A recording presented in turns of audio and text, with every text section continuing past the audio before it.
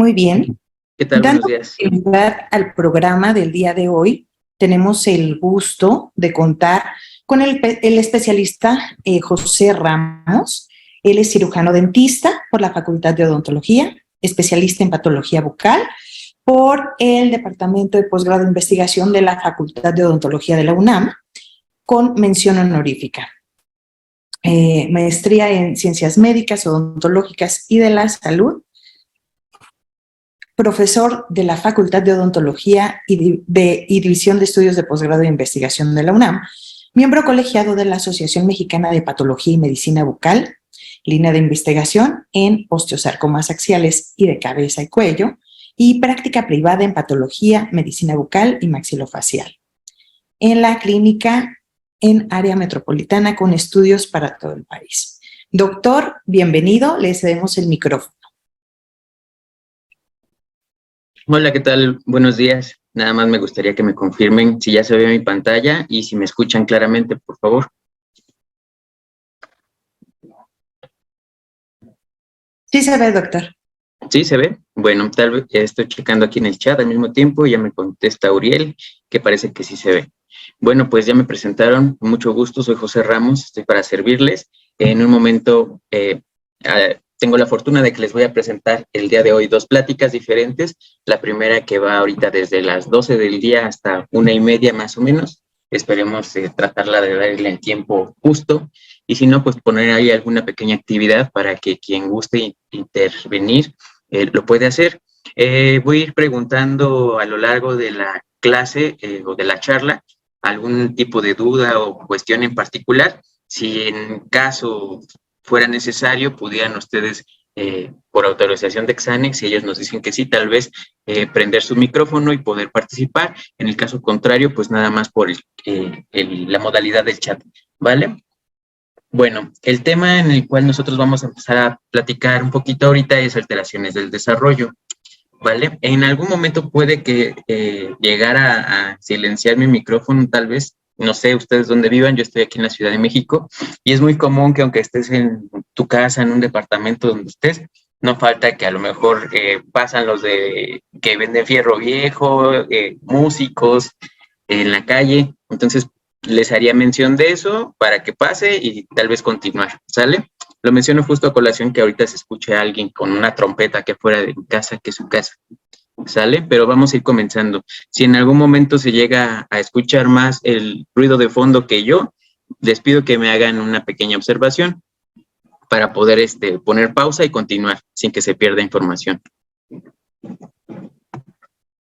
Bueno, para empezar, me gustaría hacer un énfasis en la palabra alteración. Es muy común que nosotros como cirujanos dentistas de práctica general tengamos un conocimiento a veces un poquito distorsionado porque existen diferentes corrientes de la enseñanza en patología.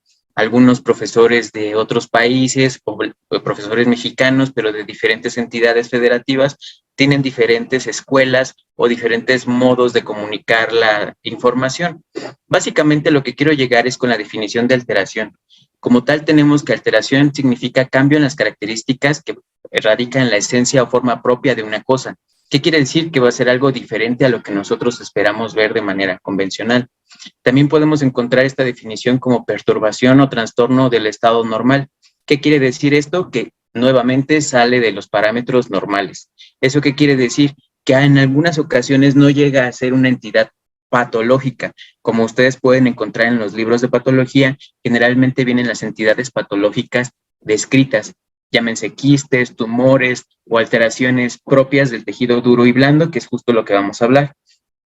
Entonces, quiero que quede bien claro que las alteraciones pueden o no ser estrictamente entidades patológicas. En los casos en los cuales no son entidades patológicas, los vamos a conocer con el nombre de variantes de lo normal. ¿Y a qué quiero decir esto? Si nosotros estamos leyendo un libro, por ejemplo, el Neville, el libro del Dr. Gaitán, el libro del SAP, el libro de Guyton, cualquiera de esos, podemos encontrar diferentes nomenclaturas y clasificaciones acorde a quienes hayan sido los desarrolladores de esta literatura.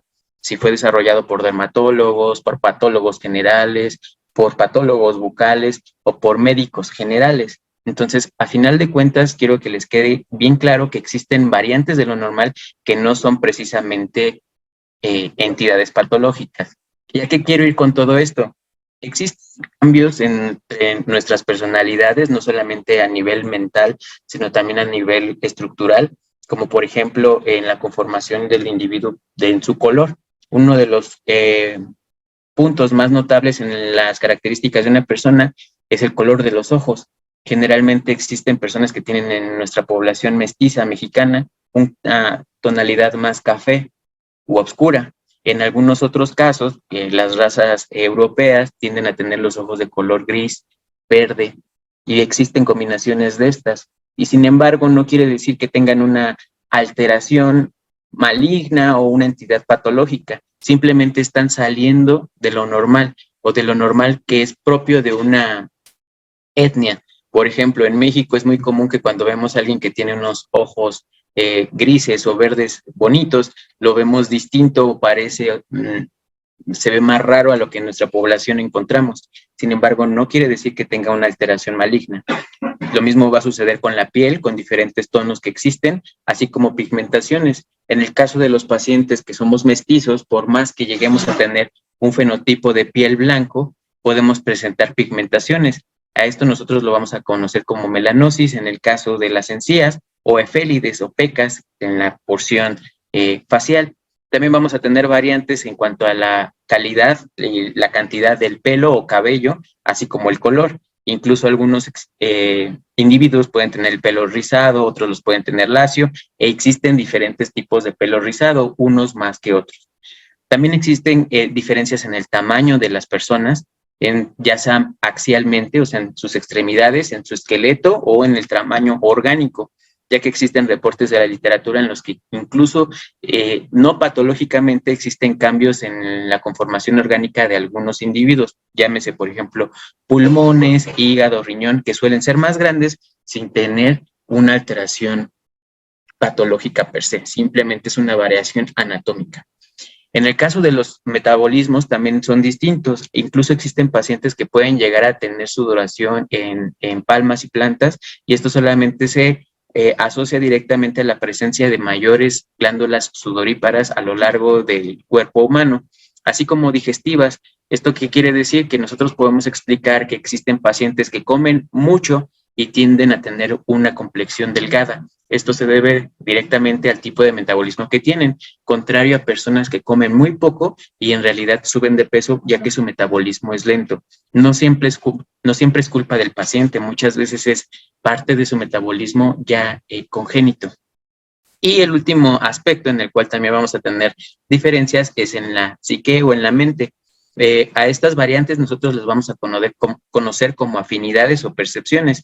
Existen personas que tienen afinidades por ciertos olores, por ciertas características de la población, a juntarse en reuniones, a ir a conciertos, mientras existen otras poblaciones más introvertidas, ¿vale? Así como también las percepciones, la música que tal vez a mí me parezca buena, tal vez a ustedes no les va a parecer lo mismo.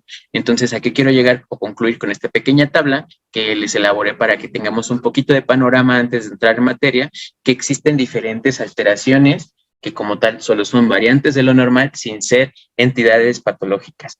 También las entidades patológicas se pueden describir como alteraciones, sin embargo hay que darle la connotación siempre que estamos hablando ya de un proceso clínico patológico y que implica consideraciones fisiológicas más extensas. Hablando exclusivamente de la cavidad oral o de la región maxilofacial, que es a donde nosotros nos estamos abocando, vamos a ver que existen múltiples alteraciones o variantes de lo normal.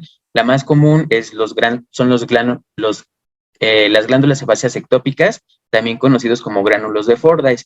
Estas van a ser pequeñas glándulas que encontramos nosotros alrededor de la comisura labial y en algunas ocasiones las podemos encontrar dentro de la mucosa yugal. Se van a ver como pequeños puntos amarillentos, en algunos casos hasta un poco granulares. ¿Y eso qué quiere decir? Que tenemos glándulas sebáceas que están fuera de la localización donde nosotros esperamos verlas y por eso las estamos percibiendo de una manera distinta.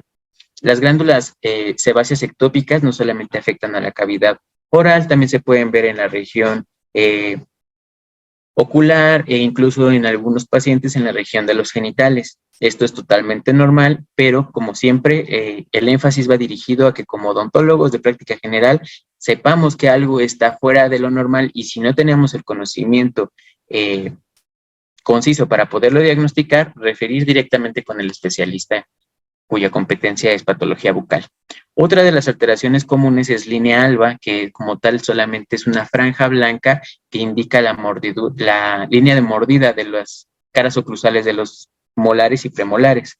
Otra también muy común es la lengua fisurada, labio doble, fositas labiales, úvula bífida.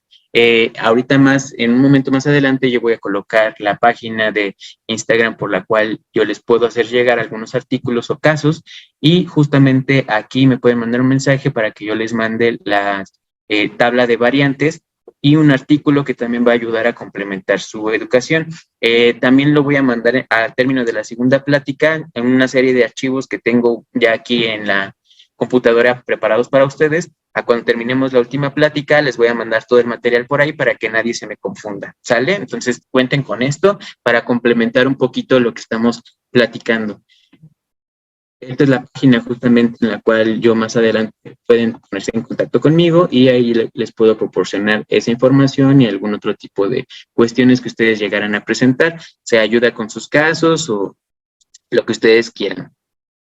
Ahora, hablando ya un poquito más centrado en materia, las lesiones que van a estar asociadas a la cavidad oral pueden estar presentes en dos grupos. ¿Cuáles son estos? Epiteliales o mesenquimales. Nosotros tendemos mucho a poder decir que hay lesiones de tejido duro y blando, ok, y está bien, porque pues tejido duro tendríamos el tejido óseo, ¿no? Y en el tejido blando básicamente tendríamos a todos los demás y el cartílago estaría como por ahí volando.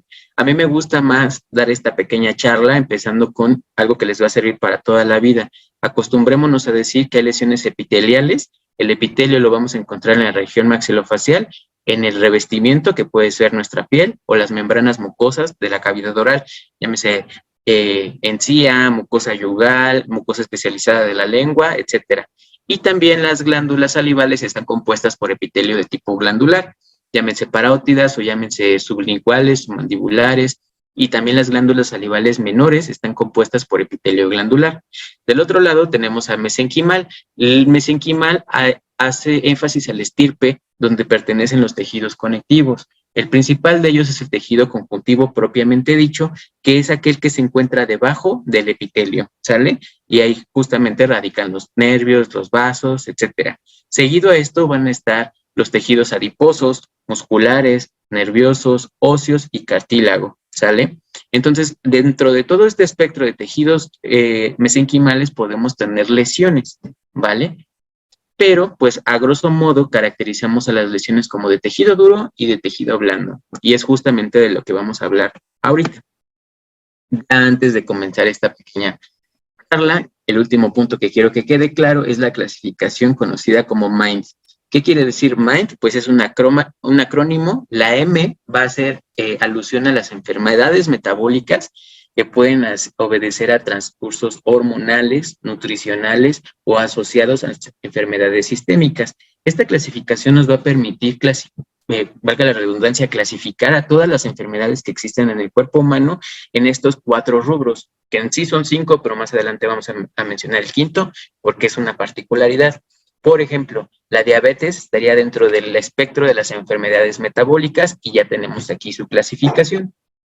Dentro de las enfermedades inflamatorias tendríamos los rubros de reactivas, que pueden ser a trauma o a procesos infecciosos. Y existe otro apartado, el cual se denomina enfermedades de tipo autoinmune. En las enfermedades autoinmunes vamos a tener a lupus, líquen, artritis reumatoide, lupus eritematoso discoide y todas esas. Y dentro de las inflamatorias reactivas, reactivo, ¿qué quiere decir? Que obedece a una acción con una reacción. En el caso de que yo sufriera una agresión física y tuviera un golpe, mi cuerpo reaccionaría con infiltrado inflamatorio y extravasación sanguínea. Entonces tendría un proceso inflamatorio que recaería directamente en esta clasificación. Yo tendría una lesión inflamatoria reactiva a un trauma. En el caso de las enfermedades infecciosas pueden ser de origen bacteriano, fúngico, viral o en algunos casos, por poco descrito en la literatura, algo que se llaman priones, que fueron descritos con mayor vigorosidad, por decirlo de alguna forma, cuando se dio la enfermedad de las vacas locas. Ustedes pueden buscarlo por ahí en Google, pero los priones también son un tipo de microorganismos que viven en ambientes sumamente hostiles, como alrededor de los volcanes o en condiciones de temperaturas muy, muy bajas. En el rubro de la N encontramos a las neoplásicas. Básicamente las podemos dividir en benigno y maligno. Las neoplasias son básicamente lo que nosotros conocemos como tumores. Sin embargo, hay que tratar de limitar el uso de la palabra tumor a lo más posible, a menos que estemos hablando en un contexto totalmente patológico, ya que recordemos que también la palabra tumor puede recaer en la cuestión de el signo cardinal de aumento de volumen, ¿vale? Y en cuanto a las enfermedades del desarrollo, que son las que vamos a tratar el día de hoy o a desarrollar de mejor manera, van a estar conformadas por quistes y algunas alteraciones hereditarias con manifestaciones congénitas. Y hablando de la última I, les decía que en realidad ya como MINDI es la I de idiopáticas. ¿Qué quiere decir idiopático? Que es todo lo que nosotros no sepamos encasillar en alguna de estas cuatro, lo vamos a colocar ahí. ¿Qué quiere decir? Que es todo lo que aún todavía no tiene una descripción. En el caso de patología bucal, uno de los síndromes de boca ardorosa que se presentan con más frecuencia justamente tiene esta connotación de idiopático, ya que como tal nosotros no lo podemos atribuir a ningún factor en específico y la tendencia actual es pensar que se trata de un origen psicosomático, más que una alteración propia de la cavidad oral. Ahora sí, entrando totalmente en materia, vamos a desarrollar un poquito de las lesiones del desarrollo, específicamente en tejido duro. Primero tenemos como una de las más comunes a las exostosis, o también conocidas como torus palatino o torus lingual. Sin embargo, el nombre de torus a veces queda un poquito corto, ya que como tal las exostosis o torus pueden presentarse no solamente de una manera visible, en algunos casos también suelen presentarse de una manera no visible, y cuando no están visibles y se encuentran por hallazgo radiográfico, les podemos dar la connotación de osteoma, ¿vale? Si quieren anotarlo por ahí, los osteomas en realidad son histológicamente descritos como lesiones o masas o proliferaciones óseas constituidas por tejido óseo trabeculado similar al de la cortical. En este caso tenemos que clínicamente las protuberancias óseas que surgen del maxilar o de la porción palatina aumentan de volumen y pueden verse incluso con características lobuladas. ¿Qué quiere decir esto? Que tienen ese aspecto como de esferas y que en algunos momentos confluyen y dan este aspecto como multilobular. Son muy frecuentemente diagnosticadas en adultos, de hecho se van desarrollando a lo largo de la vida y se manifiestan clínicamente de mejor forma en la etapa adulta. Generalmente se encuentran con predilección en la porción palatina, y es un poco más raro encontrarlo en la porción lingual o vestibular. Generalmente se encuentran de manera aislada o solitaria y pueden removerse a finalidad de poder tener una superficie un poco más regular. Esto generalmente se indica en el caso de pacientes que van a ser rehabilitados por medio de prótesis bucales. Justamente es como lo poníamos aquí. En este ejemplo vemos una radiografía en la cual decidieron poner un póntico sobre la exostosis. En la mayoría de los casos se recomienda primero hacer la remoción quirúrgica y posterior a ello llevar a cabo la rehabilitación del paciente. Dentro de las anomalías de tejido duro también vamos a tener algunas otras, como son las alteraciones dentales. En el caso de las alteraciones dentales vamos a tener que obedecen a diferentes tipos de nombres. Si ustedes se ponen a buscar en algún libro van a encontrar términos como anodoncia u oligodoncia. Lo que estamos viendo total en la anodoncia es que va a ser una pérdida total de los órganos dentarios que generalmente sea de una característica congénita. Ahí estaríamos hablando de una anodoncia que en realidad es verdadera porque nuestro paciente tiene esa característica desde que nació. Puede afectar tanto a la dentición primaria como a la secundaria o a ambas. Depende de las características sindrómicas que el paciente pudiera presentar. Existe también una anodoncia que en realidad es falsa, y esa anodoncia falsa se atribuye a tratamientos dentales inadecuados o historial del paciente asociado a diferentes cuestiones sociales, ¿no? Y muchas veces tenemos en conocimiento que antes los dientes no solo se restauraban, sino que mejor se quitaban de manera directa. y podemos encontrar pacientes totalmente déntulos que han sido mutilados más que ellos hayan nacido sin dientes. Ojalá que esto se quede un poquito claro, y si no, pues podemos hacer algún comentario aquí en el chat. En el caso de la oligodoncia, nosotros estaríamos hablando que hacen falta dientes siempre y cuando sean 6 o más dientes, sin ser totalmente edéntulo. Esto puede obedecer a causas multifactoriales, principalmente a factores ambientales. Y existe otra clasificación u otro nombre que es hipodoncia. La hipodoncia es cuando nos faltan dientes, pero nos faltan menos de 6 dientes. Esto generalmente lo vamos a ver manifestado como en esta fotografía clínica intraoral, en la ausencia de dientes laterales superiores o también en la ausencia de algunos dientes premolares, ¿vale? También la característica de pérdida de los terceros molares va a estar asociado directamente a la hipodoncia, ya que como tal se cree en la literatura que la pérdida de los terceros molares es un rasgo evolutivo que los humanos estamos conservando. ¿Qué quiere decir? Que antes teníamos hasta incluso un cuarto molar, pero por las características de nutrición actuales, que la carne está mejor cocida, que comemos cosas más blandas, los alimentos son más procesados, tenemos la tendencia a perder órganos dentarios, o por lo menos lo estamos viendo manifestado clínicamente como la disminución del tamaño de nuestros órganos dentarios. El mejor ejemplo es el tercer molar, ya que muchas veces es cónico, más pequeño, superficie oclusal reducida, etcétera. Incluso las raíces suelen ser no muy abiertas y eso permite en muchos casos la exéresis de estos de una manera más fácil. Eso sería explicado por medio de mecanismo de adaptación del individuo a lo largo del tiempo. Contrario a esto, vamos a tener características de mayor número de dientes. Esto se va a conocer como hiperdoncia o también conocido como dientes supernumerarios. En el caso de los dientes que están localizados en la línea media, nosotros los vamos a llamar mesiodens. En el caso de los premolares que pueden ser supernumerarios, vamos a tener solamente una incidencia no mayor al 26.4% y en los laterales del 11.1%. En algunos casos existe también presencia de molares hipernumerarios, cuales solamente se encuentran en un 9.7% de los casos. Existen también algunos casos en los que todavía existen pacientes que llegan a presentar un cuarto molar.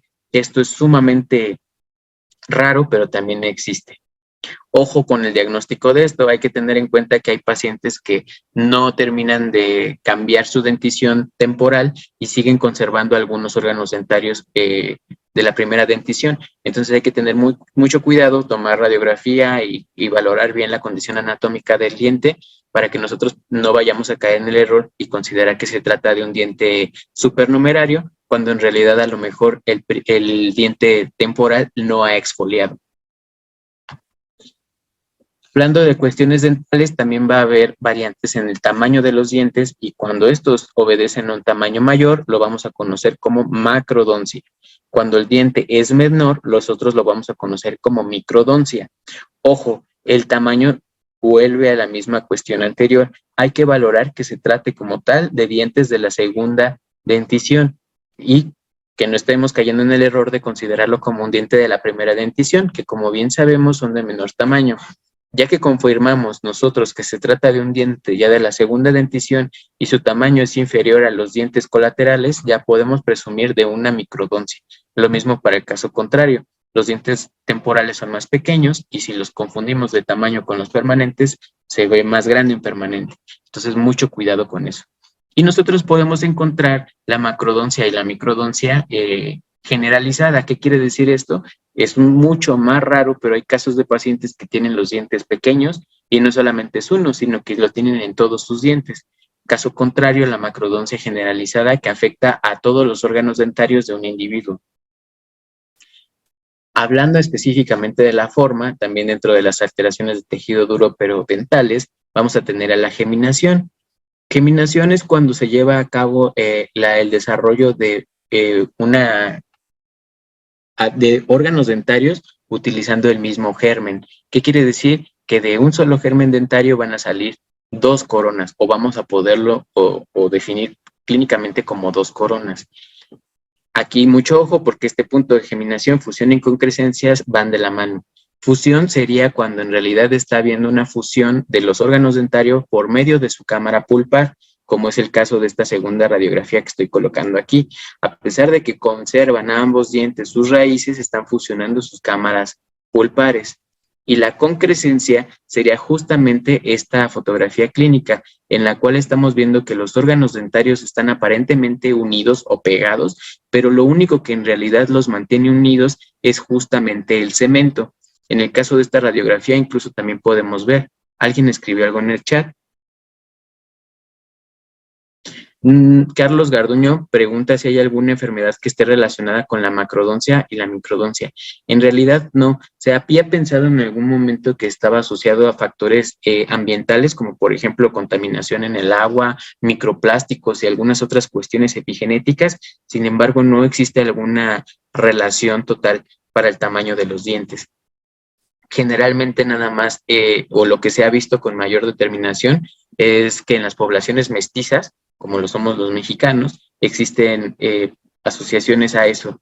Dentro de las razas propias de México, los dientes eran un poquito más pequeños, y dentro de las razas venidas de Europa, sus dientes eran más grandes. Entonces puede que en algún momento se manifieste algún gen que codifique para la expresión y después el desarrollo de un órgano dentario de mayor tamaño, a diferencia del resto de los órganos dentarios, ¿no?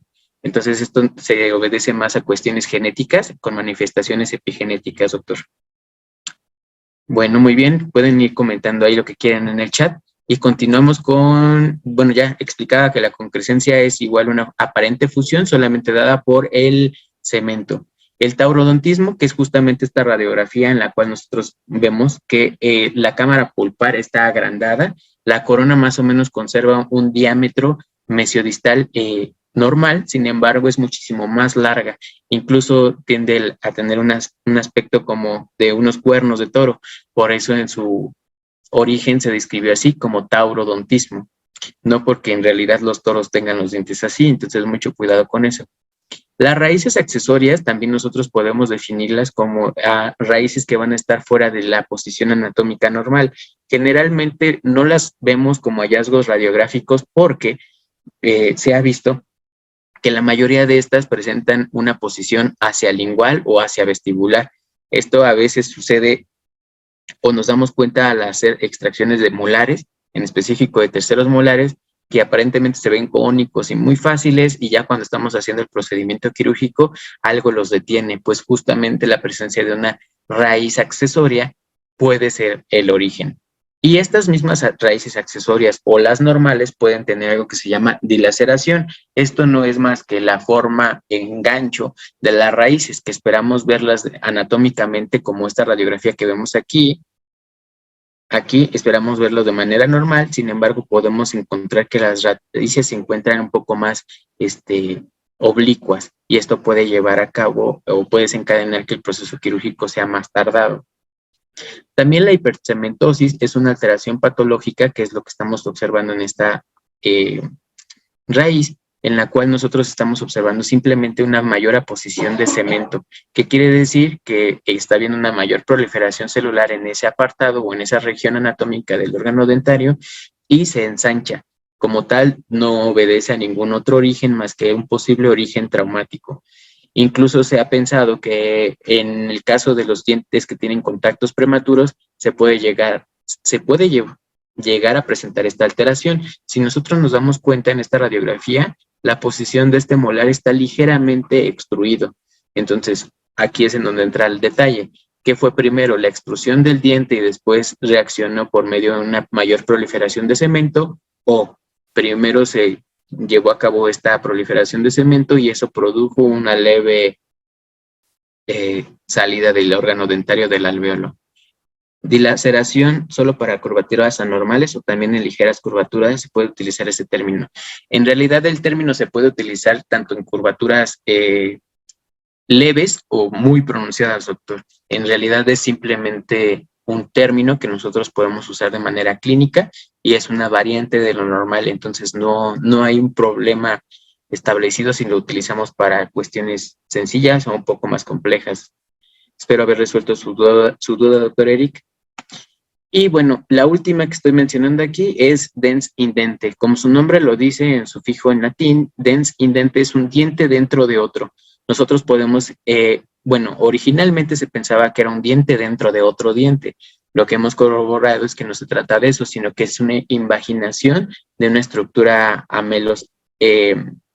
amélica o de esmalte en una porción del cíngulo. Entonces nosotros tenemos justamente esa percepción de que lo estamos viendo como un diente dentro del otro, pero en realidad solamente es una invaginación. Y esto pues radiográficamente nos puede sacar diferentes tipos de diagnósticos diferenciales porque lo podemos ver de una manera muy alterada, pero clínicamente es muy fácil de distinguir, ya que solamente estamos viendo una pequeña invaginación en la porción del cíngulo. Puede llegar a tener un poco de dilaceración la raíz, aunque sea en un órgano dentario de una sola raíz, y esto también nos puede brindar bastantes datos para el diagnóstico de esta pequeña alteración.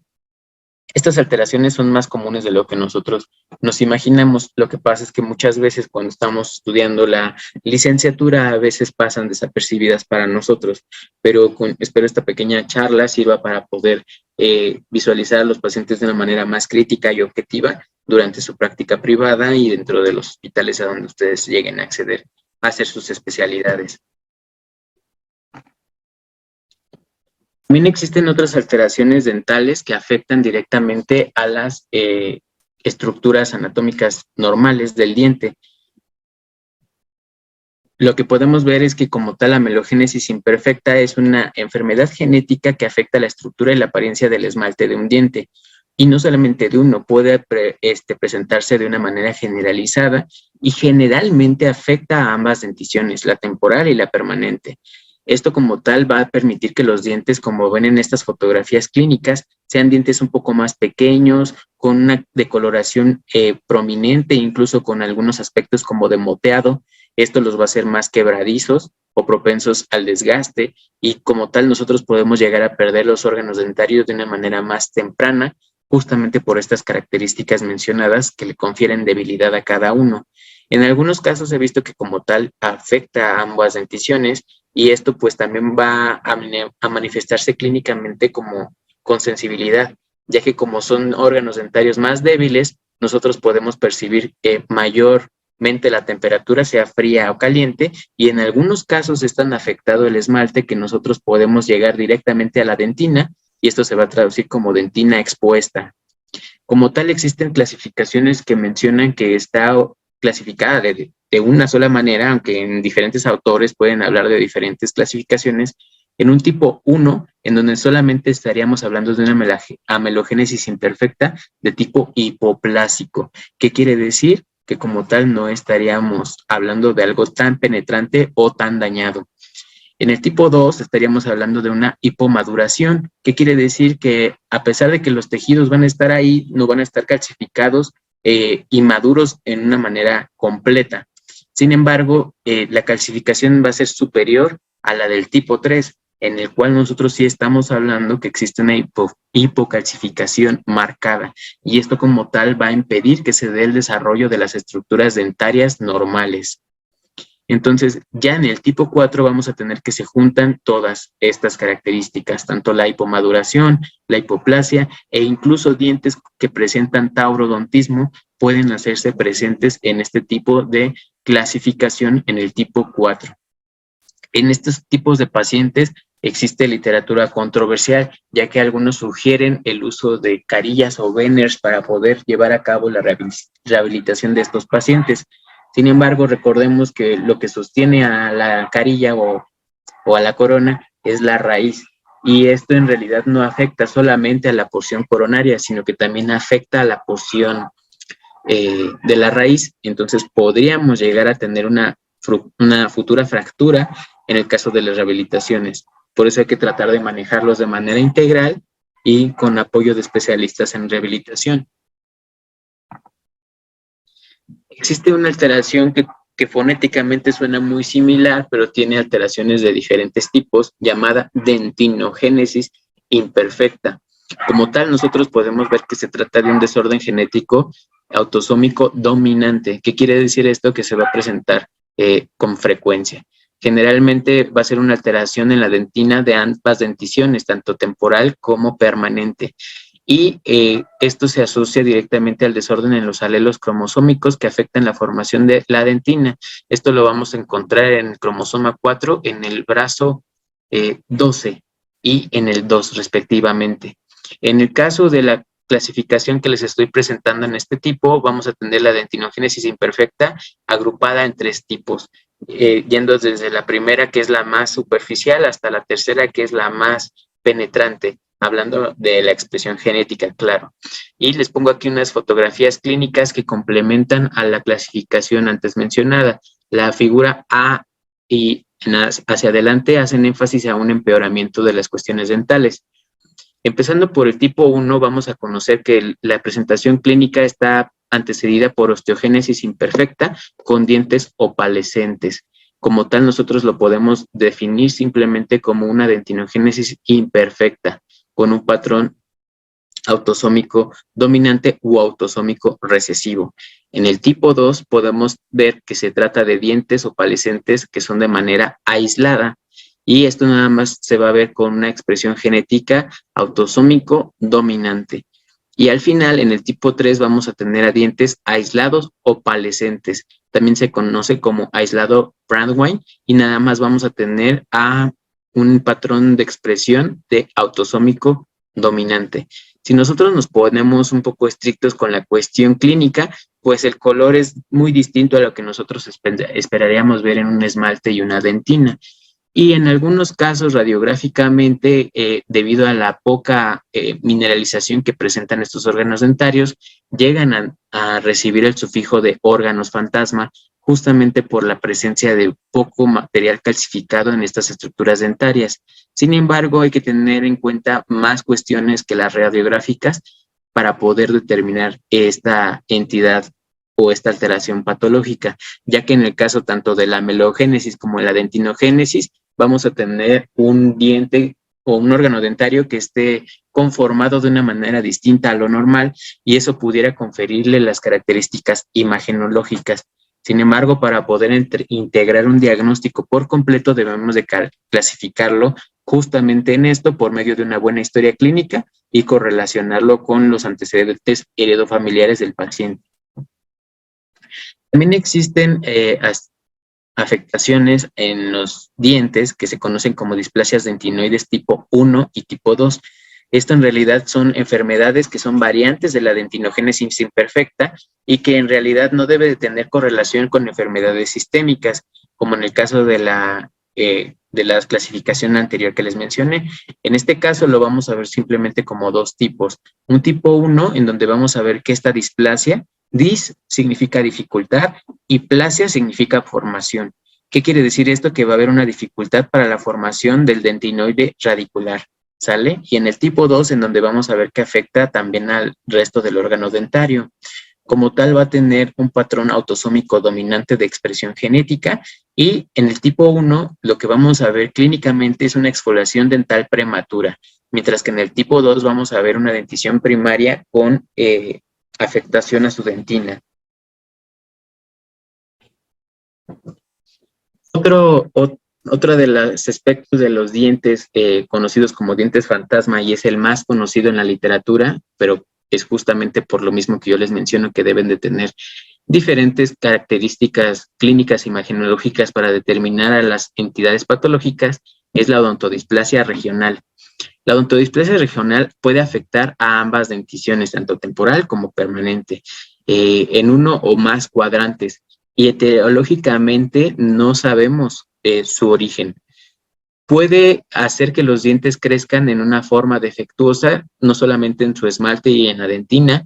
Puede existir un alargamiento de la cámara pulpar, los ápices pueden ser abiertos, el esmalte y la dentina claramente van a ser hipomineralizadas o hipocalcificadas, y esto es lo que francamente les va a conferir ese patrón radiográfico de dientes fantasma.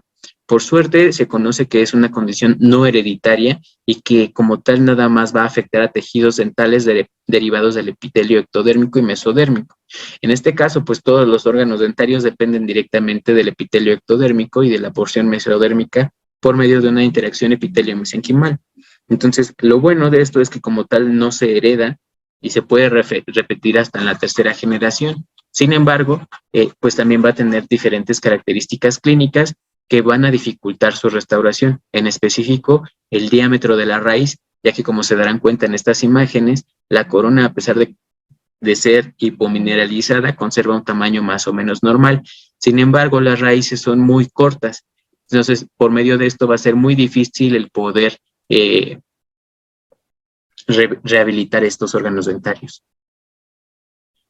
Bueno, parece que vamos todavía en tiempo y vamos a entrar con la segunda parte de la charla.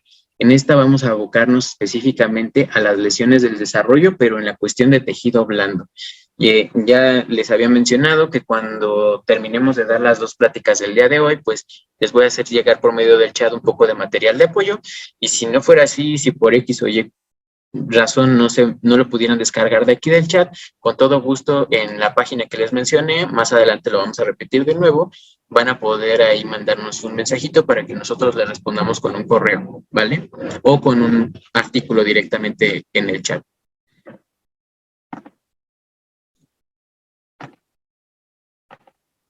Bueno, las lesiones, ya habíamos hablado que las alteraciones como tal o variantes de lo normal pueden ser o no entidades patológicas. Para lo que les estoy presentando yo aquí, pues más o menos se obedece a eso, aunque en realidad estamos viendo que tiene un perfil genético y unas características fenotípicas propias de cada entidad. Las características fenotípicas, recordemos que son todas aquellas que se manifiestan clínicamente o lo que nosotros podemos ver. Las genéticas están dentro de nuestro cuerpo y no las podemos ver. Solo podemos ver las manifestaciones de esa pequeña maquinaria dentro de nuestras células, ¿vale? Entonces, la primera de estas entidades es el nembo blanco esponjoso, que también recibe el nombre de enfermedad de Cannon o leucokeratosis hereditaria, solo que en la actualidad se tiende a utilizar nombres francos y están en desuso los epónimos. Los epónimos son los nombres propios de las personas que describieron las entidades. Entonces, se busca desechar eso, como decir Cannon, enfermedad de Cannon, pues no, mejor decimos nembo blanco esponjoso, ¿vale? Esto se ha visto que es una alteración asociada a los genes de la queratina o que codifican para la queratina K4 y K13. Muchos genes codifican para ciertas proteínas y si están desregulados vamos a tener mayor presencia de esa proteína. En este caso, estos dos genes están codificando para una mayor expresión de proteína y la vamos a ver manifestada en la boca o en la cavidad oral de esta manera, por medio de una acumulación mayor de paraqueratina en la porción lingual o en la porción ventral, en la porción yugal, etc. Esta es una alteración autosómica dominante y se puede considerar un desarrollo anormal de la queratinización de la mucosa. Generalmente se puede encontrar en pacientes desde la infancia, puede ser congénita y no tiene predilección por sexo ni por raza. En algunos artículos se menciona que se encontraba con mayor frecuencia en pacientes de origen africano, sin embargo se ha visto que en todas las poblaciones existe. Una alteración clínico-patológica muy similar también es el famoso leucoedema. Leuco hace énfasis a la palabra blanco y edema justamente a la presencia de un líquido. Y de hecho, si observan meticulosamente estas fotografías clínicas intraorales que les coloco aquí, podemos apreciar la lesión como con un aspecto azulado o grisáceo y nosotros al hiperextender o jalar la mucosa nos estamos dando cuenta que desaparece, ¿vale? Lógico que al nosotros soltarlo nuevamente se vuelve a formar. Entonces, pero aquí podríamos presumir que se trata como tal de un aspecto blanquecino grisáceo asociado a un líquido o presumir de un líquido que se encuentra submucoso, ¿sale? Esto como tal se sigue considerando una variante de lo normal, aunque como tal puede tener una asociación directa al uso del tabaco o a ser fumador. Clínicamente tiene una apariencia opalescente, difusa, de color blanco a grisáceo. En algunos casos se puede llegar a ver incluso un poco azulado. Y generalmente se presenta con mayor frecuencia en la mucosa yugal y también se puede ver de manera uni o bilateral. En algunos casos un poco más raros se puede encontrar también en la mucosa, en la región labial o en la parte interna del labio. En los pacientes que son de raza negra o afroamericana, podemos encontrarlo con una mayor frecuencia. Pero les repito, como tal, el diagnóstico nosotros lo podemos establecer clínicamente por medio de una hiperextensión y viendo que como tal esto se difumine. Ojo, no es lo mismo hiperextensión que diascopía o vitropresión. Ojalá que hubiera una posibilidad de después darles más adelante una plática de lesiones vasculares, pero la vitropresión, por ahí anótenlo, o diascopía, se emplea generalmente en lesiones de carácter vascular, ¿sale? Si vemos una lesión roja, no con estas características, sino rojiza, y la apretamos o realizamos presión, digitopresión o por medio de de un portaobjetos que es un vidrio y esta se difumina, eso se llama diascopía, ¿vale? Entonces, no confundamos ahorita tanto esos términos y son entidades patológicas de un origen totalmente distinto. Otra de las alteraciones más frecuentes que encontramos en la cavidad oral sigue siendo la glositis migratoria benigna, que nosotros conocemos vulgarmente como lengua geográfica.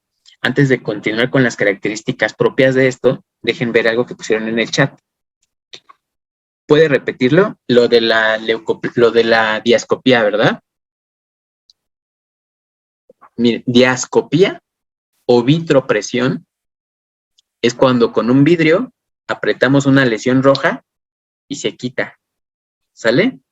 Muy similar a lo que ustedes pueden hacer con su mano. No me veo en mi cámara a pesar de que esté prendida, no sé, por aquí debo de andar, pero creo que se ve mi mano en la cámara. Si ustedes con su dedo o con una pluma, lo que tengan, lo presionan y lo quitan, se va a ver blanco. Eso se produce por isquemia, ¿no? Lo mismo pasa con las lesiones vasculares. En la cavidad oral, llámese lengua o mucosa yugal, podemos tener alguna pequeña lesión roja y nosotros la presionamos con un vidrio y vamos a ver cómo ese riego sanguíneo se dispersa y ya no se ve. Y quitas el vidrio y se vuelve a formar, ¿no? Entonces, eso nos hace énfasis en una lesión vascular, ¿vale? No tanto como en la cuestión del leucoedema, que en realidad estamos haciendo solamente una hiperextensión, ¿vale? Espero que haya quedado un poquito más claro. Muchas gracias por preguntar. A mí no me molesta que pongan sus comentarios aquí en el chat y hacemos una pausa y lo aclaramos, ¿vale? Pasamos a la siguiente entidad, que es la glositis migratoria benigna, conocida como lengua geográfica. Ahora sí, esto se considera un desorden inflamatorio en el dorso de la lengua, pero no solo en el dorso, que puede afectar también al resto de la cavidad bucal. En el caso de lengua geográfica, primero, para que nos quede claro, puede afectar el dorso o bordes laterales, ¿sale? Generalmente nosotros lo vemos manifestado en los pacientes desde que están pequeños, nada más que en algunas ocasiones lo perciben ya más grandes. Hubo un boom con la lengua geográfica durante la pandemia, ya que la mayoría de los médicos generales, no sé si ustedes recuerden, pero cuando los llevaban al doctor de chicos, en la vida les revisaban la boca. Nada más a lo mucho te meten una batelenguas, dices, y lo tiran y se acabó, pero nunca te exploran. Entonces, con el miedo que causó el coronavirus en los hospitales y en todos lados, pues la gente estaba autoinspeccionándose y los médicos por fin revisaron la cavidad oral. Entonces, se dieron cuenta que existía la lengua geográfica, cándida y otras alteraciones patológicas y le pusieron el nombre lengua COVID. Pero en realidad esa famosa lengua COVID no es una lengua COVID verdadera. Lo que pasa es que descubrieron las alteraciones de la cavidad oral, pero no sabían de qué maneras nombrarlas. ¿Me explico? Para hacerlo un poco más difícil, no solamente existe una glositis migratoria benigna, también existe una que se llama mucositis migratoria benigna. ¿Eso qué quiere decir? Que es una condición muy similar a la lengua geográfica, pero que se va a manifestar no solo en la lengua, sino en toda la mucosa oral, ¿sale? Sigue siendo algo muy similar, una variante de lo normal, una anomalía congénita y generalmente se va a hacer o a exacerbar por medio de irritantes. ¿Qué pasa con este tipo de pacientes? Casi siempre dicen, comí piña y ahora siento que mi lengua me arde más. O si como mucho picante, la lengua me arde, ¿no? Entonces se exacerba, pero no quiere decir que como tal se haya apenas manifestado clínicamente. Y les repito, es difícil que un paciente se haya autoexplorado con anterioridad y que pueda determinar que se trataba de una condición que ya tenía de tiempo atrás. Generalmente es asintomático, les digo, por eso no lo perciben antes y de pronto puede llegar a manifestarse como un ardor leve, ¿vale? En el caso de este tipo de alteraciones y la que sigue, ahorita no me quiero adelantar, generalmente el tratamiento para estas es netamente tópico. Esto sí es un tip que a mí me gustaría darles. Como tal, nada más lo menciono a modo de tip en la otra diapositiva que tengo para la otra presentación, perdón, de quistes y tumores odontogénicos, sí les pongo por ahí alguna serie de tips. En el caso de esta presentación, simplemente les menciono algunos de manera verbal, que este tratamiento es tópico. Generalmente utilizamos gastroprotectores o protectores de la mucosa gástrica a modo de que el paciente pueda no tener tanta molestia al poder comer, ¿sale? Yo les sugiero que en caso de que tengan un paciente de estos, traten de acercarse primeramente con un patólogo bucal. En el caso de que no tengan a la mano uno, tal vez un dermatólogo les pueda orientar en esta cuestión. El tratamiento es tópico y es bastante sencillo, pero si nosotros lo damos por un tiempo prolongado, podemos causarle al paciente otras alteraciones. Entonces, nada más quiero que se queden con esa idea, que el tratamiento para este tipo de lesiones es tópico para paliar los síntomas, ¿sale? Imagínense que lo tienen ustedes, que es muy probable que alguien de aquí, de esta charla que nos está escuchando, lo tenga. Lo único que tiene que hacer es utilizar un protector de la mucosa gástrica de manera tópica, no ingerirlo, mantenerlo en boca y después escupir, y eso va a ayudar a que nosotros podamos comer por lo menos, ¿no? Lo mantenemos en boca, 2 o 3 minutos, escupimos y posterior a ello ya podemos comer con un poco mayor de libertad. Ojalá que en algún momento podamos dar una charla de eso, pero ya será más adelante. Y esa es en particular la lengua fisurada es la otra alteración que también generalmente es asintomática, que el paciente tampoco sabe que la tiene y que puede llegar a causar ardor, no siempre. Casi todo el tiempo es considerada una alteración inocua y el paciente ni siquiera se da cuenta, pero en realidad lo que está sucediendo es que puede llegar a irritarse o puede también infectarse. En esta fotografía clínica que estamos observando aquí, esta lengua, si se dan cuenta, tiene estas pequeñas grietas. Pues en estas grietas, en pacientes que tienen mala higiene, puede meterse material y recordemos que lo que arde y huele generalmente son los subproductos de las bacterias. Al nosotros no tener un barrido lingual de manera correcta y no permitir que las bacterias hagan lisis o hacer lisis de ellas, esos subproductos van a acumularse ahí y puede causar mal olor y también puede causar ardor, ¿sale? La etiología de la lengua fisurada como tal es desconocida, aunque se ha visto que es autosómica y dominante. Generalmente en la población mestiza es muy común, solo que no nos hemos abocado a revisar a todo mundo, pero si ustedes hacen el pequeño ejercicio en casa, por lo menos alguien en su casa la debe de tener así, porque obedece a poblaciones mestizas, y México pues somos mestizos. Como tal, va a estar caracterizada por surcos y fisuras que pueden ir entre 2 a 6 milímetros en la superficie del dorso de la lengua. Se puede presentar tanto en niños como en adultos y generalmente se hacen más notables las fisuras conforme aumenta la edad.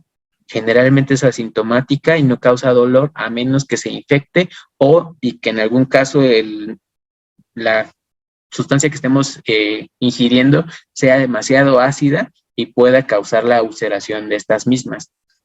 También se considera que es una de las partes complementarias de la glositis migratoria benigna, aunque ya se ha visto que en realidad no son la misma entidad. Pasa muy frecuentemente que los pacientes con glositis migratoria benigna tienen también la lengua fisurada, lo cual todavía hace un poco más difícil de tratar estas alteraciones porque pues cuando se llegan a exacerbar los periodos de aparición de las placas en la lengua geográfica, se exacerba la sintomatología en este tipo de pacientes. Entonces, por eso es que les digo, nada más como pequeño tip, si en algún caso, en algún momento alguien de ustedes los tiene, tener a la mano un gastroprotector, utilizarlo de manera tópica, escupirlo, no tragarlo y posterior a ello poder comer, ¿sale? Esto nos va a ayudar bastante, además de tener una buena higiene. Como tal, también se asocia esta entidad al síndrome de Merkelson-Rosenthal. Este síndrome es una entidad que se ha descrito, a pesar de que estamos en el siglo XXI, de manera muy poca, se ha visto que tiene correlación directa a dos entidades. En realidad, el síndrome de Merkelson se asocia directamente a la psoriasis, que es la formación o cúmulos de infiltrado inflamatorio en diferentes partes anatómicas. Puede ser la piel y puede crear manchas o máculas en la piel o pequeñas placas, o puede ser en los pulmones. Y esto nos puede causar pequeños nódulos de localización pulmonar, en el caso de la psoriasis, ¿sale? Entonces se ha visto o se cree que el síndrome de Merkel-Rosenthal con su lengua fisurada obedece a una aparición sindrómica por psoriasis.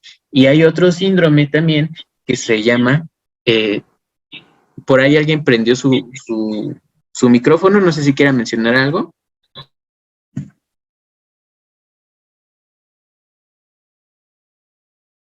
Perdón, bueno, nada.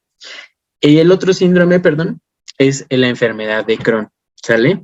En la enfermedad de Crohn es una enfermedad que afecta a todo el tracto gastrointestinal y que generalmente se caracteriza por el aspecto inflamatorio de ciertas zonas y que puede conllevar a que después de un proceso inflamatorio crónico en un sitio se lleven a cabo zonas de fibrosis a lo largo del tracto gastrointestinal, ¿sale?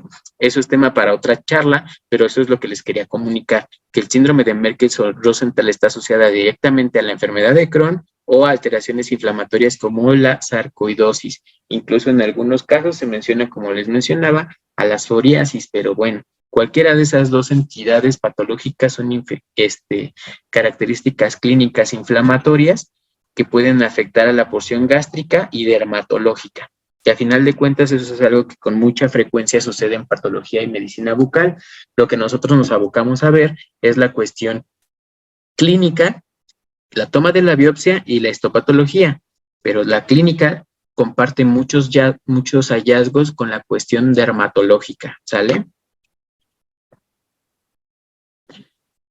Existen otras alteraciones de los tejidos blandos y que incluso involucran tejidos duros dependiendo de su expresividad o penetrancia. Uno de ellos es el labio y paladar hendido o fisurado. Antiguamente se le consideraba con otros nombres como era el labio leporino. Sin embargo, se sugiere ese término dejarlo en desuso, ya que como tal se consideraba hasta cierto punto ofensivo o discriminatorio para los pacientes que lo padecen y sus familiares. Entonces vamos a considerar utilizar de ahora en adelante LPH, ¿sale? Incluso que les sirva a ustedes porque en sus exámenes puede venir con esas connotaciones de paciente con LPH, pues ya sabemos qué significa, ¿sale? Este como tal va a ser un defecto de fusión del proceso nasal y medio con el proceso maxilar. Recordemos que en la embriología cuando se está cerrando el tubo neural existe un proceso maravilloso y perfecto en el cual se cierra por completo este pliegue y después de ello comienza a haber un desarrollo cefalocaudal, ¿no? Esto dicho de una manera muy superficial porque la embriogénesis es un tema hermoso y muy largo, pero justamente cuando se forman los procesos y se juntan, puede existir justo aquí un defecto de la fusión. En algunos casos el defecto suele ser superficial. Esto como tal nada más nos va a permitir que exista una afectación en el labio. Pero si la profundidad es mayor, la profundidad de la afectación es mayor, pues puede haber una fisura que se extienda desde la región labial hasta la región palatina, ¿sale? Generalmente se presenta con una predilección de 45% la afectación a paladar hendido y fisura labial, mientras que solamente la fisura labial aislada se va a presentar en un 25%. Desafortunadamente, esto llega a ser autosómico dominante y también en algunos otros reportes de literatura se asocia a una característica recesiva o ligada al cromosoma X, ¿vale? También se asocia directamente al consumo de alcohol o tabaco o anticonvulsivos por la madre durante el periodo de gestación o previo a la concepción, ¿sale? Entonces, ojo, si ustedes están planeando tener un hijo, que la recomendación es siempre tener a los productos o a los hijos planeados. Si en caso de que no fuera así, pues tratar de acudir con alguien que lleve su tratamiento durante el embarazo, limitar el consumo de alcohol, de tabaco, de anticonvulsivos y utilizar ácido fólico, ¿sale? En el caso de estos pacientes, existe una tendencia a que son, pues, así, pacientes que fueron criados por personas que tomaban. Entonces, una asociación totalmente directa. Hay que limitar en su mayoría el consumo de alcohol y de tabaco durante el embarazo y previo a la concepción, ¿sale? Hasta 30% de estos defectos hendiduras se relacionan con un síndrome genético. ¿Qué quiere decir? Que existen otros síndromes, en este momento no nos vamos a meter a todos ellos, pero las características morfológicas que sugieren la presencia del LPH pueden estar asociadas a otras condiciones sindrómicas, ¿vale? Vamos a quitarnos un poquito todo ese mito que tenemos como población mexicana, que esto sucede porque cuando la mamá estaba embarazada hubo un eclipse o que no se puso un moñito rojo y no sé cuántas cuestiones existen que solamente son mitos. No sucede no sucede por eso, sucede en realidad por el consumo de tabaco y alcohol, que es todavía más frecuente en nuestra población con déficits de educación familiar, ¿vale? Entonces, hagamos también nosotros un poquito de promoción de la salud al comentarle estas cuestiones a nuestros familiares, amigos y pacientes. Generalmente se puede detectar desde el embarazo por medio de una ecografía de rutina o también conocido como ultrasonido. Afortunadamente, estas cuestiones han avanzado mucho en la cuestión quirúrgica y se han podido tratar de manera muy, muy adecuada. Incluso hay pacientes que en la actualidad son operados con técnicas muy modernas y se ha visto que las secuelas de esta afección son mínimas. Aunque esto no limita que cada caso es distinto, ¿no? Existen casos en los cuales las perforaciones pueden tratarse de manera quirúrgica y existen casos en los cuales no puede ser desafortunadamente así. Sin embargo, existen alternativas como por medio de prótesis maxilofacial, que es una especialidad que busca mejorar la calidad de vida de los defectos de la región maxilofacial y por medio de obturadores permite que la calidad fonética de los pacientes con estas afecciones sea mucho mejor. Además, que puedan masticar y deglutir o tragar de una manera adecuada sin que estén constantemente ahogándose por medio de obturadores, ¿sale? Por si en algún momento les surge esta pequeña duda, son obturadores los que realizan los protecistas maxilofaciales para tapar pequeños huecos que no pudieron ser resueltos por medio de actos quirúrgicos, ¿sale? También existen otras cuestiones ectópicas, no solamente las de las glándulas sebáceas o conocidas como Fordyce. En este caso les presento una tiroides ectópica que también le conocemos como tiroides lingual.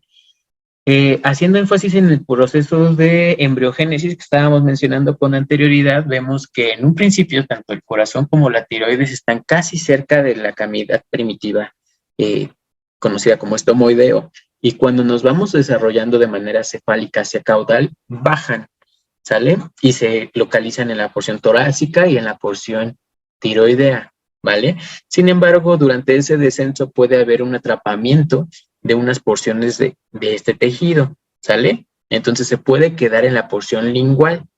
Esto se conoce como una falla en el descenso de la glándula tiroides desde el foramen ciego, que es la posición inicial, al prelaringio normal, donde nosotros estaríamos esperando localizarla. Esto generalmente tiene una mayor predilección en las mujeres, con una relación de 4:1 contra los hombres.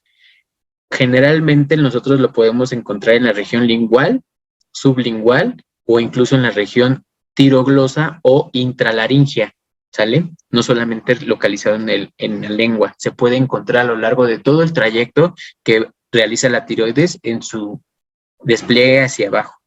Como tal, esto puede ser un diagnóstico clínico sugerente de alguna entidad neoplásica. Entonces, cuando ustedes lleguen a encontrar esto, pues lo primero que tienen que hacer es revisar bien el paciente, tomar fotografías y en caso necesario referir con el especialista calificado para su tratamiento. Generalmente tiene como síntomas disfagia, disfonía, sensación de cuerpo extraño en la garganta, tos, sangrado y disnea. Eso sin pensar o considerar las características que pudieran ser causadas por el paciente, ya que al tener dificultad para tragar o una sensación de cuerpo extraño, generalmente ellos tratan de quitarlo y lo laceran, ¿vale? Se tratan de raspar con cucharas, con el cepillo de dientes y esto lo va a ulcerar y clínicamente va a empeorar el panorama porque ya no vamos a ver solamente un pequeño nódulo, sino que también lo vamos a ver ligeramente ulcerado y esto pues nos puede hacer pensar en una enfermedad maligna. Entonces, mucho ojo con este tipo de alteraciones. Lo podemos diagnosticar por medio de una gamografía. En algunos casos incluso se pueden hacer estudios complejos como la captación del yodo para poder ver si se trata justamente de tejido tiroideo. Como diagnósticos clínicos diferenciales, pues vamos a tener diversas entidades propias de la cavidad oral, como lo suelen ser los lipomas, hemangiomas, neurofibromas, hiperplasias fibrosas, granulomas piógenos y quistes de retención, ¿sale? Recordemos que en la cavidad oral existe un sinfín de alteraciones clínico-patológicas y pues a final de cuentas lo que importa es la visualización que nosotros les brindemos a las mismas, la toma de biopsia y el seguimiento que le demos al paciente. En el caso de estos, muchos clínicos anteriormente lo quitaban, pero pasa una cosa muy importante aquí.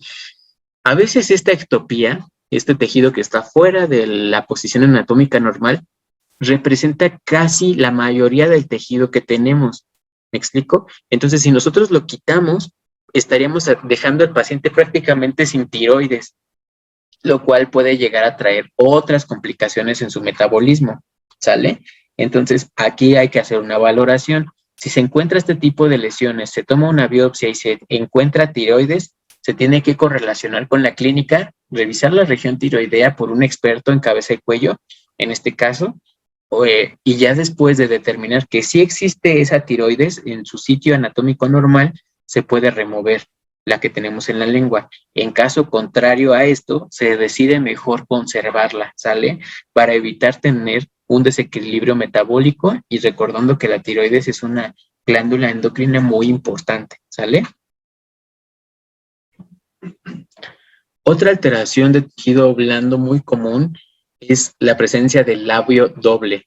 Como tal, esta alteración puede ser muy normal y común en pacientes que son mestizos, igual que todas las demás, generalmente aquellos que descendemos o descienden de poblaciones afroamericanas o afrolatinas, conocidos mucho en el mundo como población negra o raza negra, aunque nuestras características fenotípicas sean distintas. Llámese que alguien de ustedes es güero o rubio y tiene estas características y no obedece específicamente a una tez morena, ¿vale? Esto se va a definir precisamente por la presencia de un pliegue de la mucosa labial en la porción superior. Generalmente lo podemos encontrar o en reposo o al sonreír. En algunos casos se ve tanto en reposo como sonriendo, pero como tal es un pliegue aparente. No es que en realidad tengamos un labio doble, simplemente es una pequeña fisura en esa región. Generalmente afecta al labio superior y en menor proporción al labio inferior, aunque es muy raro que afecte a ambos labios, ¿sale? Generalmente solamente se manifiesta en una de las dos porciones. Esto pues es congénito y generalmente se va a mantener y no se va a operar a menos que represente para el paciente una, ¿cómo decirlo?, una limitación en la cuestión estética o pueda interferir con la masticación, el habla o incluso la estética, ¿no? Los procedimientos que han sido desarrollados para la terapéutica del labio doble están igual muy avanzados, como tal es una cirugía mínima, se hace demasiado rápido y solamente se trata de conservar la porción queratinizada lo mejor posible y se puede recortar la mucosa labial o incluso un poco de piel, ¿vale? Incluso existen técnicas conocidas como preservación del labio para aquellos pacientes que no solo tienen labio doble, sino que también la posición labial no es la correcta. Entonces, si gustan, anoten por ahí esa técnica quirúrgica de preservación del labio, ya la buscarán. Sirve tanto para pacientes que tienen esta alteración como algunas otras. Se vio también en un principio que como tal se tenía asociación directa a síndrome de Usher. Es nada más lo único que vamos a mencionar, que se puede asociar directamente esto porque suelen preguntarlo en algunos exámenes. Sin embargo, no tiene una relación más allá fuera de eso, que puede ser una característica clínica morfológica propia de esta entidad, pero no es exclusiva o patognomónica. Otra, justamente a colación de esto, la palabra patognomónico, por si en algún momento a alguien ya se le estaba olvidando, que quiere decir que es algo propio de cada entidad o de cada entidad patológica o de cada proceso patológico. Por ejemplo, la presencia de queratina en los queratoquistes. Eso es algo patognomónico porque es algo propio de todos los queratoquistes, ¿sale? Es un pequeño ejemplo, pero eso es lo que significa patognomónico, ¿ok? Y entrando en la porción final de esta charla, que todavía vamos en tiempo, vamos a hablar de quistes odontogénicos y no odontogénicos en cuanto a alteraciones del desarrollo. En la plática que tenemos programada para la tarde vamos a hablar específicamente de quistes odontogénicos, ¿sale? Y de tumores odontogénicos. Pero existen otros quistes que no son odontogénicos. Estos generalmente son los que nosotros consideramos como alteraciones de lo normal. Y algunos quistes odontogénicos están englobados aquí, justo porque no tienen un origen inflamatorio o infeccioso, sino porque solamente suceden, se desarrollan y se presentan clínicamente, ¿sale? Vamos a hablar en particular de cada uno de ellos, pero primero me gustaría que se queden con esta slide, tómenle por ahí una captura, una foto, no sé, pero es muy importante que conozcan esto. El quiste ustedes lo tienen que visualizar como si fuera un globo, ¿vale? La parte interna del globo, que es donde está lleno de aire o de helio, depende de lo que llenen, lo vamos a considerar como luz o lumen, ¿sale? Eso virtualmente está vacío, aunque seguramente su contenido puede ser líquido o gas, ¿sale? Y después vamos a tener un revestimiento. Ese revestimiento es lo que a los patólogos nos da el diagnóstico. Y seguido de este revestimiento vamos a tener una pared de tejido conectivo que es la que le da sostén al quiste, ¿sale? Dicho de otra forma, cuando lo enseño a mis alumnos de licenciatura les digo, imagínense un globo. La parte interna es el lumen. El globo o el plástico como tal es el revestimiento o epitelio que nos da el diagnóstico. Y la pared es como si ese globo nosotros le untáramos engrudo alrededor de plástico y eso como tal es la pared, es la nutrición. Recordemos que los tejidos conectivos tienen esa función de nutrimentos, ¿sale? Van a estar inervados y vascularizados y por medio de ellos van a llegar los nutrientes al quiste, ¿sale? En esta fotomicrografía panorámica es lo que tratamos de ejemplificar. Un lumen o luz quística que está ocupada por un material proteínáceo eosinófilo, un revestimiento que se ve moradito, que nosotros llamamos cápsula, y a expensas de este ya no se ve muy claramente, pero este tejidito que está aquí alrededor que consiste con la pared, ¿sale? Y justamente los quistes se van a desarrollar por medio de mecanismos de expansión quística, que son 5. Proliferación del epitelio del quiste, la acumulación de los contenidos celulares dentro de su lumen, el crecimiento hidrostático o de líquido, formación de factor de resorción ósea y la actividad enzimática intracapsular. Esto igual es tema para una charla completamente larga y compleja. Dejen ver el chat. Dice Martín Castillejos, la pared podríamos checarla, pensarla como una membrana, más que como una membrana, como una porción más firme que una membrana. De hecho, cuando ustedes lleguen a ver el quiste, van a ver que tiene una consistencia aulada como la de un chicle, un poco más firme que eso, y justamente lo que le da esta característica es la parte externa, ¿sale? Y Manuel Contreras dice, la luz o lumen, se puede decir que es la cavidad del quiste, exactamente.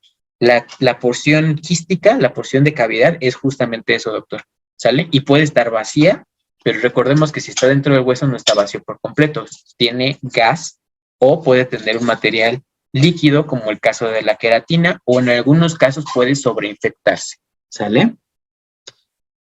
Creo que ya contesté las preguntas de aquí y vamos a entrar a las entidades que nos toca ver ahorita. Son algunas y las otras las vamos a considerar más adelante. Existen clasificaciones de los quistes de los maxilares. Esta es la de 2017, aunque tuvo una pequeña actualización en 2022. Sin embargo, se mantienen básicamente las mismas características, ¿sale? Igual si gustan tomarle aquí una foto y si no en algún momento... si nos mandan ahí por Instagram su correo o algo, les puedo proporcionar yo el libro de la OMS 2017 en PDF. Sin embargo, el del 2022, pues ahí sí les quedó mal porque todavía casi nadie lo tenemos, ¿sale? Entonces, las actualizaciones son mínimas. Sin embargo, hay que tratar de buscar las similitudes. En este caso, pues la mayoría de las similitudes se conservan. Empezamos con uno muy común, la línea media, que se conoce como quiste del conducto nasopalatino.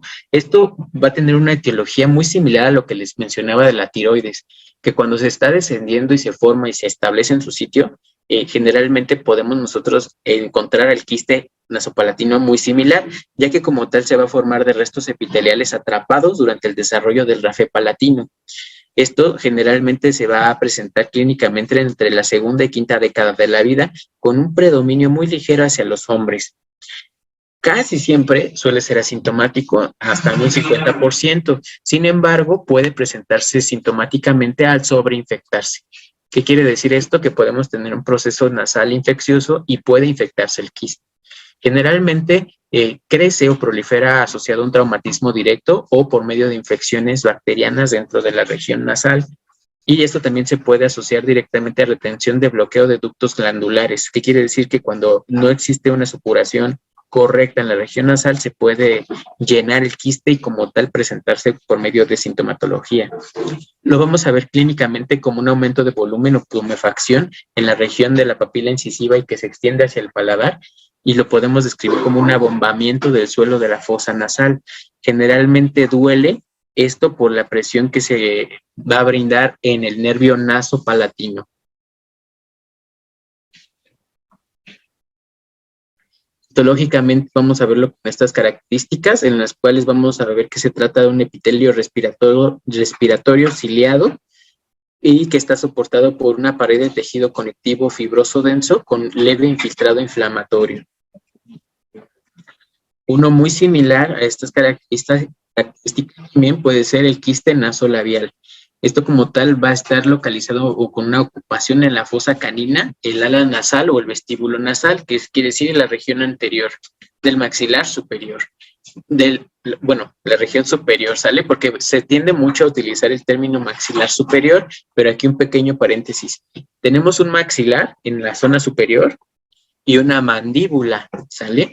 Entonces hay que quitarnos mucho esa muletilla de decir maxilar superior y maxilar inferior, porque no tenemos dos maxilares, ¿sale? Tenemos una región superior del maxilar, eso sí, un proceso izquierdo y uno derecho, pero solo es un maxilar en la región superior, y en la región inferior se llama mandíbula, ¿sale? Entonces yo me refería a la región superior del maxilar, con tendencia hacia la porción nasal, ¿sale?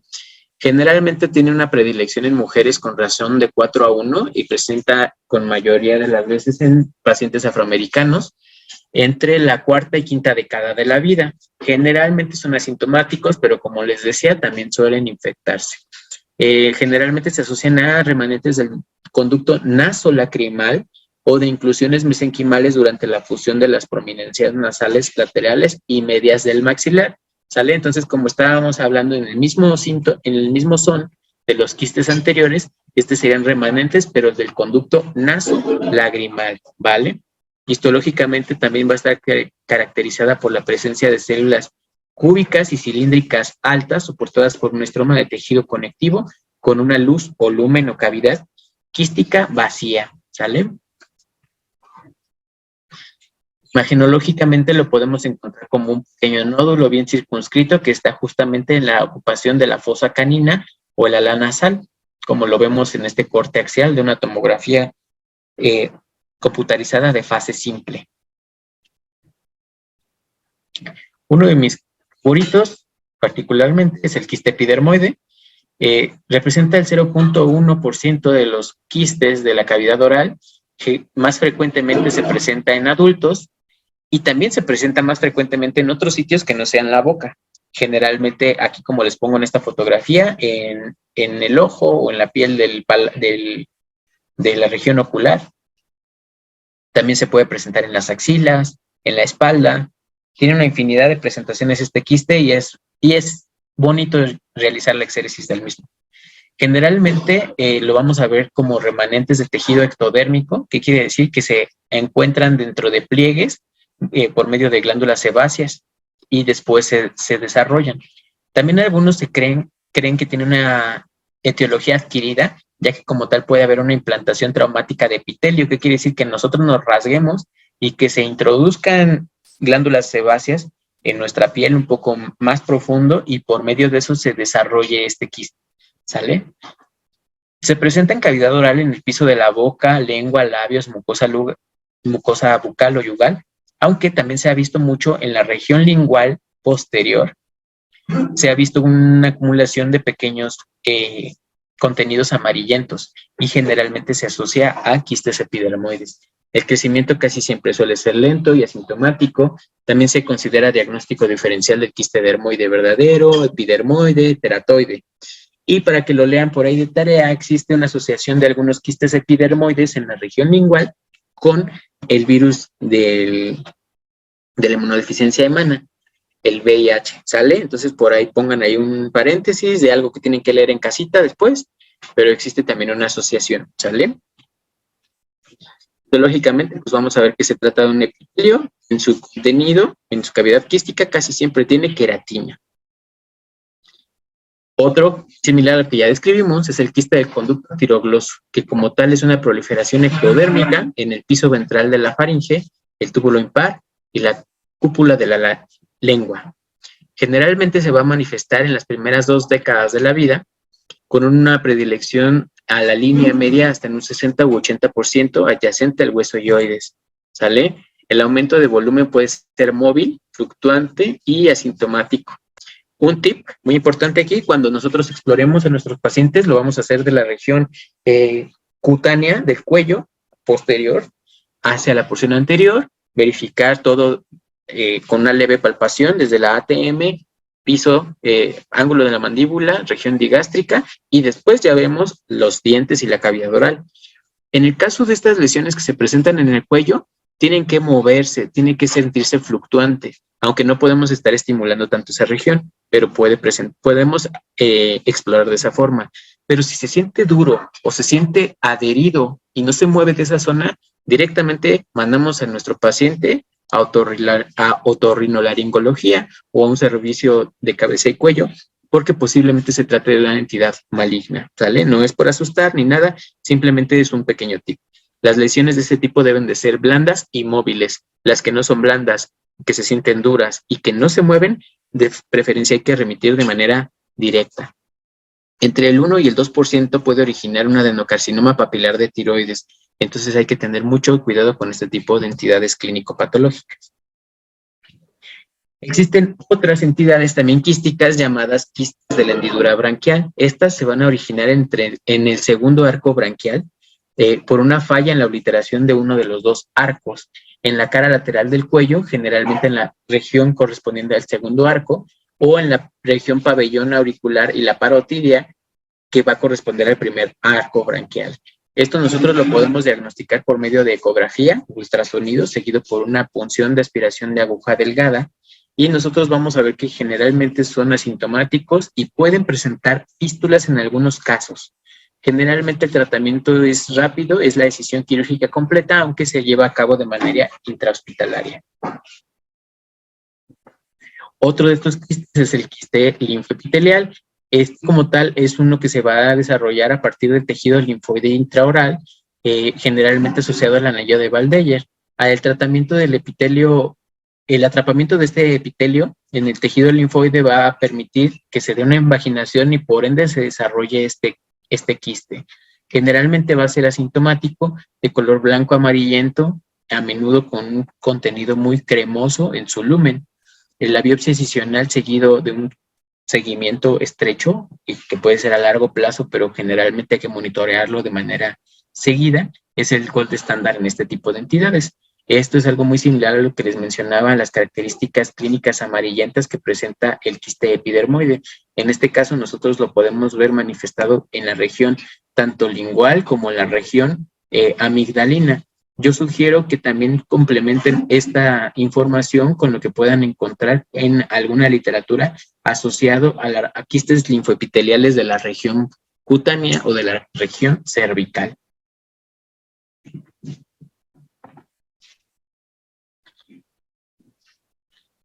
Y bueno, acabamos en tiempo, tenemos todavía 5 minutos y este es como un pequeño bonus que yo puse aquí. Sí me gustaría si pueden interactuar de una manera más nutritiva en el chat, o si alguien quiere prender su micrófono no hay ningún problema, pero les voy a dejar este tip. Afortunadamente nos quedan 5 minutos y sí alcanzamos a cubrir el temario para poder hacer este pequeño ejercicio. Es la secuencia básica de una descripción clínica. Generalmente yo le digo a los chicos en licenciatura que el describir una clínica Es muy similar a lo que nosotros hacemos cuando estamos contándole algo a algún ser querido por teléfono, ¿no? Le decimos, fíjate que hay una persona aquí afuera de mi casa que está parada en el poste donde hay un teléfono. Esta persona es alta, de tez morena, pelo chino, los ojos azules, así, así, así. Y se hace mucho en el pelo de una forma, etcétera, ¿sale? ¿Ven lo descriptivo que podemos llegar a hacer cuando nos interesa algo? Pues lo mismo aplica con las descripciones clínicas de fotografías o también en vivo, ¿no? Con el paciente ahí presente. Entonces, en este caso estamos viendo una fotografía clínica que se tomó desde afuera, pero que está haciéndonos énfasis en la región intraoral, ¿no? Porque estamos valorando la lengua. Entonces, ya dijimos qué tipo de foto es. Estamos hablando de qué zona anatómica, que es la lengua. Y ahora sí hay que empezar a describir las características de esa lengua.